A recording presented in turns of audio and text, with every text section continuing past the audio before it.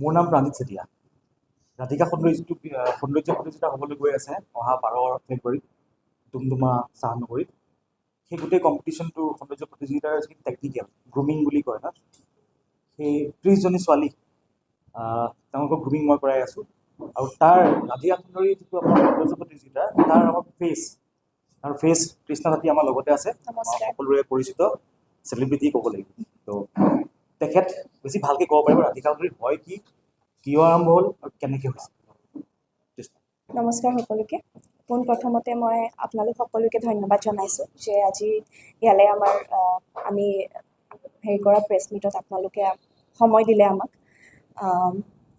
প্ৰথমতে ক'বলৈ যাওঁ যে আমাৰ যোনটো এইটো শ্ব' ষ্টাৰ্ট কৰাৰ উদ্দেশ্যটো হৈছিল যে আমাৰ চাহ বাগিচাৰ যোনখিনি ল'ৰা ছোৱালীখিনিয়ে ইমান চান্স নাপায় বাহিৰত গৈ এটা ডাঙৰ প্লেটফৰ্মত সিহঁতি গৈ শ্ব' কৰিবলৈ বা পাৰ্টিচিপেট কৰিবলৈ। সেইকাৰণে এইটো শ্ব' আমাৰ পাতাটো এটাই উদ্দেশ্য যে যোনখিনি টি গাৰ্ডেনৰ ছোৱালীখিনি আছে তেওঁলোকে চান্স এটা পাওক, প্লেটফৰ্ম এটা পাওক নতুন, যোনটোত সিহঁতক হেল্প কৰিব এটা ডাঙৰ প্লেটফৰ্মত গৈ পাৰফৰ্ম কৰিবলৈ।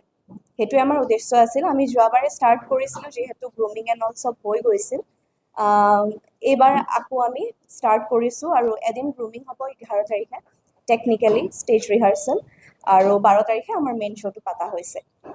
চ' সেইটোৱে আৰু তেনেকৈ ষ্টাৰ্ট হ'ল ৰাধিকা সুন্দৰী। আশা কৰোঁ যে এইটোৰ পৰা আমাৰ যোনখিনি টি গাৰ্ডেনৰ মেইনলি আমি ফ'কাছ কৰিছোঁ মেইন ষ্ট্ৰীম আমাৰ টি গাৰ্ডেনৰ ছোৱালীখিনি, আৰু অকল ইয়াত আমাৰ টি গাৰ্ডেনৰ ছোৱালীখিনিকহে লোৱা হৈছে, আদিবাসী বা টি ট্ৰাইবৰ ভিতৰখিনিয়ে, যাতে মানে সিহঁতি একো মানে ডিপ্ৰাইভ ফিল নকৰক যে আমি বেলেগৰ লগত মানে আমি কম্পিট কৰিব নোৱাৰোঁ, নিজৰখিনিৰ মাজতে কৰক ফাৰ্ষ্টত। তেতিয়া সিহঁতি এইটো প্লেটফৰ্মত আমি বহুতখিনি বস্তু দিবলৈ সিহঁতক ট্ৰাই কৰিছোঁ, যোনটো নেকি সিহঁতক হেল্প কৰিব।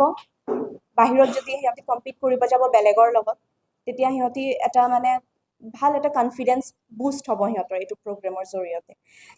যাৰ কাৰণে অকল এইটো আমি মডেলিঙৰ ক্ষেত্ৰতে নহয়, আমি এডুকেশ্যন পাৰ্পছতো চাইছোঁ।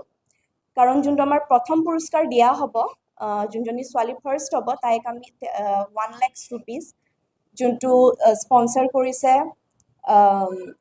উইজকেটছে, আৰু লগতে ফ্ৰী কোচিং অফ উইজকেটছ, যোনটো এয়াৰ হোষ্টেছৰ ট্ৰেইনিং দিয়া হ'ব ফাৰ্ষ্ট উইনাৰক, আৰু লগতে এটা স্কুটিও দিয়া হ'ব। সেইটো গ্ৰীণ ভেৰী ট্ৰেভেলছে স্পনচাৰ কৰিছে, য়ামাহা ফেশ্বনো দিয়া হ'ব। আৰু ছেকেণ্ড প্ৰাইজটো দিয়া হ'ব আপোনাৰ 50,000, লগতে ফ্ৰী APSC বা UPSC কোচিং SPM IS একাডেমীৰ পৰা, লগতে এটা লেপটপো দিয়া হ'ব। থাৰ্ড প্ৰাইজটো হৈছে 25,000 আৰু ফ্ৰী জাৰ্নেলিজিম কোৰ্চ ফ্ৰম বাৰ্তালাপ, আৰু লগতে এটা ভিভ'ৰ ফোন এটাও, স্মাৰ্টফোন এটাও দিয়া হ'ব। চ' ফাৰ্ষ্ট ছেকেণ্ড থাৰ্ড যোনটো প্ৰাইজখিনি আমি দিছোঁ তাত এডুকেশ্যনো জড়িত হৈ আছে। কাৰণ ফাৰ্ষ্ট প্ৰাইজটো যোনটো এয়াৰ হোষ্টেছ, এতিয়া আমাৰ ছোৱালীখিনিয়ে ইমান মানে যাৰ ইচ্ছা থাকে সিহঁতি ইমান নোৱাৰে গৈ কৰিবলৈ যে আমি এটা এয়াৰ হোষ্টেছৰ ট্ৰেইনিং ল'ব পাৰিম, কাৰণ আজিকালি ফিজ বহুত বেছি হয়। চ' এইটোৰ জৰিয়তে সিহঁতি এয়াৰ হোষ্টেছ ট্ৰেইনিংটো ল'ব পাৰিব। তাৰপিছত ছেকেণ্ড প্ৰাইজ যোনটো IS UPSC বা APSC কোচিং SPM ফালৰ পৰা দিয়া হৈছে, সেইটো সিহঁতক হেল্প কৰিব এডুকেশ্যন লাইনত।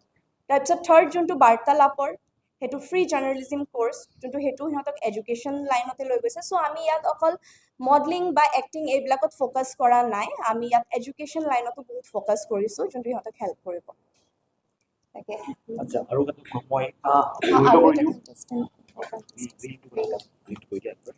আৰু লগতে আমি ইয়াৰ লগতে এইবাৰে আমি ষ্টাৰ্ট কৰিছোঁ ৰীল কণ্টেষ্ট।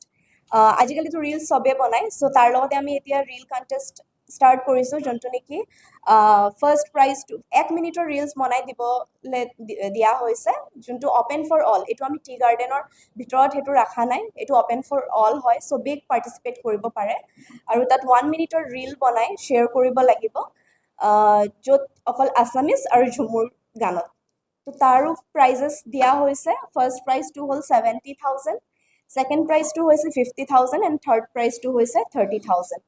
আৰু এইটো স্পনচাৰ কৰিছে বাৰ্তালাপ এণ্ড এভনে, আৰু লগতে এভন ফালৰ পৰাও গিফ্ট হেম্পাৰ দিব তেওঁলোকক আৰু লগতে 6 মান্থৰ কাৰণে বাৰ্তালাপৰ জাৰ্নেলিজিম কোৰ্চটো ফ্ৰী কৰি দিয়া হ'ব তেওঁলোকৰ বাবে চ' এইটো এটা নতুন ষ্টেপ লৈছোঁ আমি আশা কৰোঁ যে সকলোৱে সহযোগ কৰিব পাৰ্টিচিপেট কৰিব 11 তাৰিখলৈকে লাষ্ট ডেট দিয়া হৈছে ৰিলছৰ কাৰণে আৰু আশা কৰোঁ যে আমি বেছি কণ্টেষ্টেণ্ট পাম আৰু প্ৰাইজখিনিও বহুত ভাল আৰু প্লাছ বাৰ্তালাপৰ ফ্ৰী কোচিঙো দিয়া হৈছে 6 মান্থৰ কাৰণে so' it's a very good step আশা কৰোঁ যে ছাকচেছ হ'ব এইটো আচ্ছা মই কেইটামান সংযোজিত কৰোঁ আমাৰ যিটো ক'লে যে বিউটি কণ্টেষ্ট যিটো হৈ আছে সৌন্দৰ্য প্ৰতিযোগিতা ফেশ্বন শ্ব' নহয় এইটো সৌন্দৰ্য প্ৰতিযোগিতা সৌন্দৰ্য বাহ্যিকে নহয় আভ্যন্তৰীণো হয় তাৰ বাবে যি পুৰস্কাৰ দি আছে 1 লাখ টকা পাব উইনাৰজনীয়ে লগতে যিটো এভিয়েশ্যনৰ এয়াৰ হোষ্টেজৰ ট্ৰেইনিং চেণ্টাৰ দিব আপোনালোকৰ আপোনাৰ মিছক্ৰাফ্টে দিব তাৰ লগতে এটা আছে যে এই যিখিনি ছোৱালী জিকিব উইনাৰ হ'ব মিছ ৰাধিকা সুন্দৰী 2026 হ'ব তাই ইষ্ট ইণ্ডিয়া ফেশ্বন উইকটো এটা ফেশ্বন শ্ব' হয় ফেশ্বন উইক হয় ইয়াতে গুৱাহাটীতে হয় তাৰ লগত মই জড়িত তাৰ কিউৰেটৰ মেধা শইকীয়া তেখেতলোকে ডিচাইড কৰিছে উইনাৰগৰাকী ডাইৰেক্ট এণ্ট্ৰি হ'ব তাত অকল প্ৰফেশ্যনেল মডেলকে লয় কিন্তু ইয়াৰ উইনাৰগৰাকী চান্স পাব লগতে ইয়াৰ পৰা যিসকল ছোৱালী আগবাঢ়ি আহিব এতিয়া মডেলিঙৰ ফিল্ডত যাব তেওঁলোকক খুবেই দৰকাৰী এটা বস্তু হৈছে হিল এযোৰ ওখ ষ্টেলিটো হিল বুলি কয় দেখি আছে কি জোঙা তেনেকুৱা এইটো প্ৰফেশ্যনেল হিল যি কাষ্টম মেড তাইৰ কাৰণেই বনি আহিব কাৰণ মই সকলোৰে ভৰি হাতবিলাক দুইটাবোৰ সমান নহয় তাই ভৰি চাইজত বনি অহা যিটো হিল সেইযোৰ দ্য ৰেম্প মডেলিং একাডেমি তাৰ পৰা দিয়া হ'ব লগতে আৰু তাই যিখিনি ক'লে যে ৰিল কম্পিটিশ্যন কিয় পাতিবলৈ আৰম্ভ কৰিলোঁ ৰাধিকা সুন্দৰী যেতিয়া পাব্লিচিটি হ'ল সামাজিক মাধ্যমত বহুত ছোৱালীয়ে আমাক ৰিকুৱেষ্ট কৰিলে যে আমিও কৰিব বিচাৰোঁ যিহেতুকে এই ৰাধিকা সুন্দৰীটো অকল চাহ জনগোষ্ঠীয় ছোৱালীসকলৰ কাৰণে আছিলে যুৱতীসকলৰ কাৰণে আছিলে বাকীসকলেও খুব বিচাৰিলে আমিও কৰোঁ কাৰণ ইয়াত আকৰ্ষণীয় পুৰস্কাৰ আছে বা যেনেকৈ যি কাৰণে নহওক বাৰু তেতিয়া ইমানেই ৰিকুৱেষ্ট আহিলে আমালৈ তাৰ কাৰণে আমি আকৌ ভাবিবলগীয়া হ'ল যে বাকীসকল যিসকল মানে অসমৰ যুৱতী আছে সকলো কাৰণে কিবা এটা কৰিব পাৰোঁ নেকি তেতিয়া আমি ডিচাইড কৰিলোঁ যে আমি ৰিল কম্পিটিশ্যন এটা পাতোঁ যিটো সকলোৰে কাৰণে খোলা আছে খালি যুৱতীসকলেও অবিবাহিতা আৰু সেইটো যিকোনোৱে জড়িত হ'ব পাৰে তাৰ নিয়মখিনি আছে ক'ৰবাত কৈ দিওঁ 1 মিনিটৰ ৰিল এটা বনাব লাগিব যিটো অসমৰ যিকোনো জনগোষ্ঠীয় সাজপাৰ পিন্ধি কৰিব লাগিব আৰু যিটো মিউজিক হ'ব সেইটো অসমীয়া হ'লে যিকোনো অসমৰ যিকোনো হ'ব পাৰে লগতে সেইটো তেওঁলোকৰ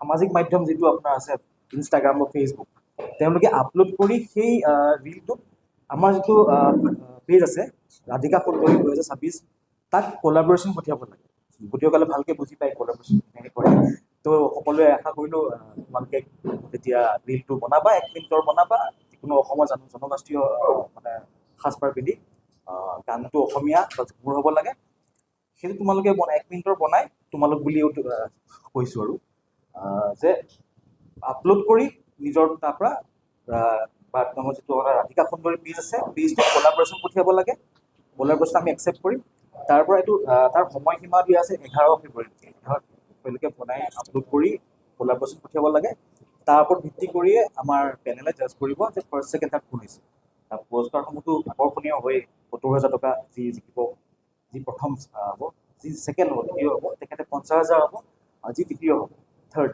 তেখেতে 30,000 টকা পাব লগতে বাৰ্তালাপৰ ফালৰ পৰা ছমহীয়া এটা বাৰ্তালাপ মিডিয়া একাডেমি তাৰ ফালৰ পৰা এটা ছমহীয়া এটা কোৰ্চ পাব লগতে আমাৰ গিফ্ট আমাৰ ইভেণ্ট পাৰ্টনাৰ হয় Evan beauty and cosmetics company তেওঁলোকৰ ফালৰ পৰা আকৰ্ষণীয় পুৰস্কাৰ সকলোলৈ আছে লগতে আমাৰ যিটো মেইন যিটো মূল উদ্দেশ্য ৰাধিকা সুন্দৰী সেই সৌন্দৰ্য প্ৰতিযোগিতাৰ আমাৰ ফাৰ্ষ্ট ছেকেণ্ড থাৰ্ড যিখিনি প্ৰাইজ গ'লোৱে তাৰ লগতে বাকী আৰু 10টা আমাৰ ছাবটাইটেলো আছে ছাবটাইটেল সৌন্দৰ্যৰ লগত জড়িত যেনেকৈ ধৰি লওক ব্যক্তিত্ব মিছ পাৰ্চনেলিটি হয় আপোনাৰ যাক আমি কওঁ বেষ্ট স্মাইল থাকিব তেনেকুৱা কনফিডেঞ্চ থাকিব টেলেণ্টেড থাকিব তো তেনেকুৱা আমাৰ 10টা ছাবটাইটেল আছে তাৰ পুৰস্কাৰসমূহ আকৰ্ষণীয় হয় আৰু সেইখিনি এতিয়া আমি ক'ব লাগিব যে যেতিয়া যোৱা বছৰে আমি আৰম্ভ কৰিছিলোঁ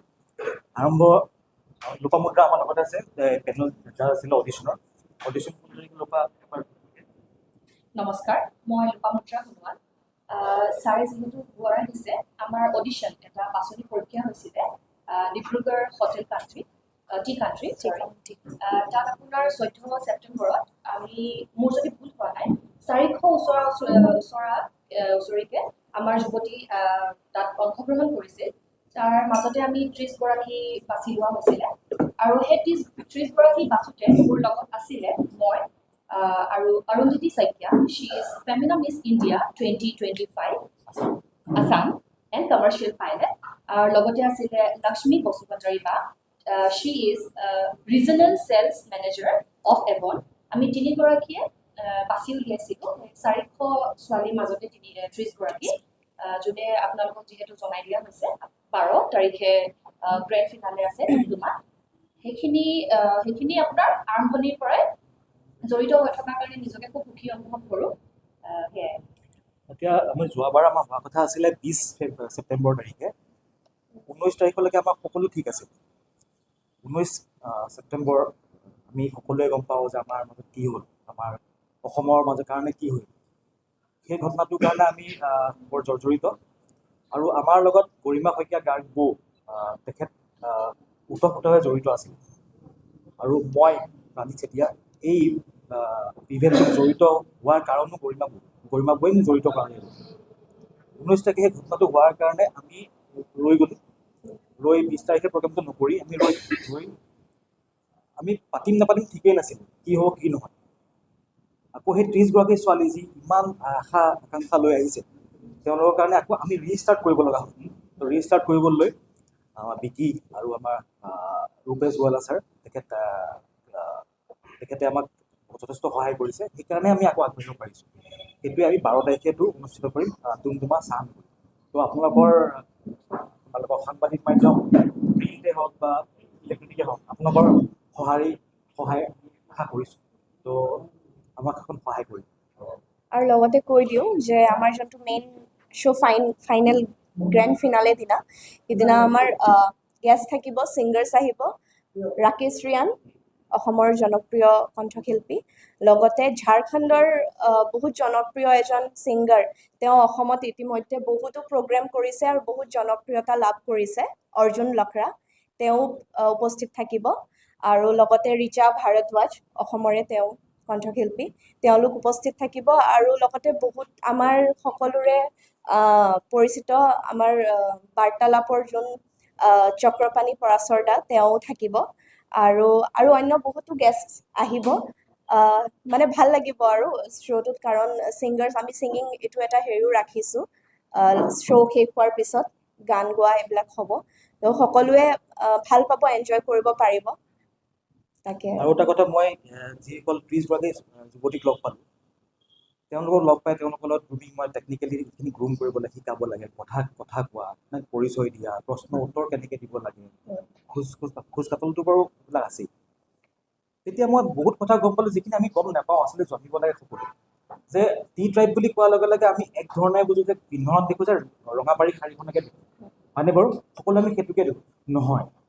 তেওঁলোকৰ নিজৰ স্বকীয় বহুত মানে পৰিধান আছে, তেওঁলোকৰ ভাষাও বহুত বেলেগ বেলেগ আছে। টি ট্ৰাইবত বহুতকেইটা কমিউনিটি সোমাই আছে। তো তেতিয়াহে মই গম পালোঁ তেওঁলোকৰ মানে স্বকীয় ভাষা কিছুমানো আছে, মানে উপভাষা বুলি কয়, ডাইলেক্ট উপভাষা, সেইখিনি আছে। সেই গোটেইখিনি আপোনালোকে যদি 12 তাৰিখে যায় গম পাব যে অলপ লালপাৰী শাৰীয়ে নহয়, তেওঁলোকৰ বেলেগ বেলেগ বহুত বস্তু আছে। তেওঁলোকৰ জুৱেলাৰী বেলেগ আছে, তেওঁলোকৰ ভাষা বেলেগ আছে, উপভাষা যি ভাষা তেওঁলোকৰ সেইখিনিও শুনিব আপোনালোকে। এইটো যিটো আমি শুনি আছোঁ তেওঁলোক এইটো নহয়, বেলেগ কিবা এটা কৈছে। তেলেংগানাত অন্ধ্ৰপ্ৰদেশৰ তাৰ তেনেকুৱা এটা ভাষা কয়, মুণ্ডাসকল অলপ বেলেগ হয়।